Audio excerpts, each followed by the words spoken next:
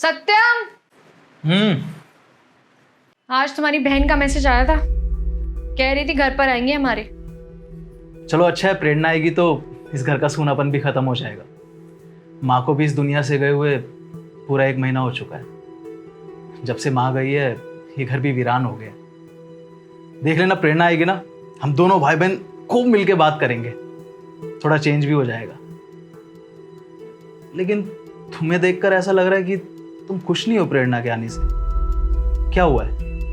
पता नहीं क्या बम फोड़ने आ रही है तुम्हारी बहन। पता है क्या लिखा है उन्होंने मैसेज में?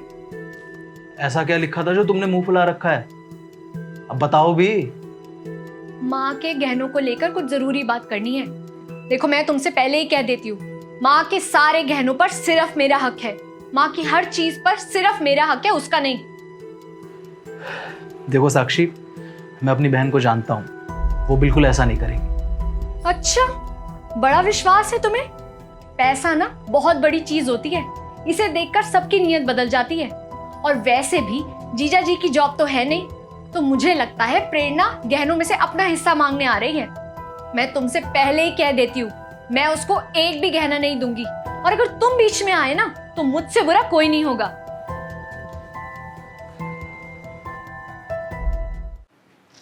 भाई, ऐसा लगता ही नहीं है कि माँ अब इस घर में नहीं है।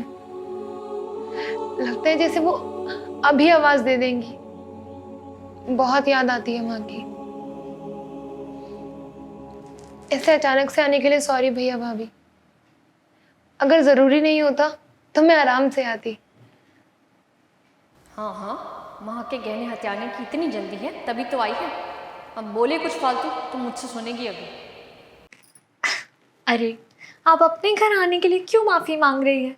वैसे इतना क्या जरूरी था कि आपको इधर आना पड़ा?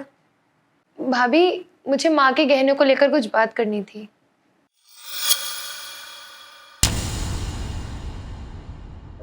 देखो प्रेरणा, अगर तुम्हें गहनों में हिस्सा चाहिए तो तुम्हें बिल्कुल भी नहीं मिलेगा।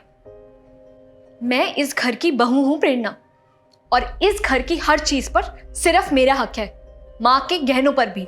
माना कि अभी जीजा जी के पास जॉब नहीं है और तुम्हें पैसों की जरूरत होगी, और हाँ, 2-4 हज़ार की बात है तो सत्यम तुम्हारी मदद कर देंगे। लेकिन गहनों पर तुम नजर ना ही रखो तो तुम्हारे लिए अच्छा होगा। प्रेरणा, तुम्हारे भाभी का कहने का मतलब ये नहीं है, वो बस ये कह रही है कि भैया, आपको एक्सप्लेन करने की कोई जरूरत नहीं है। भाभी के कहने का क्या मतलब है मैं अच्छी तरीके से समझ चुकी हूँ।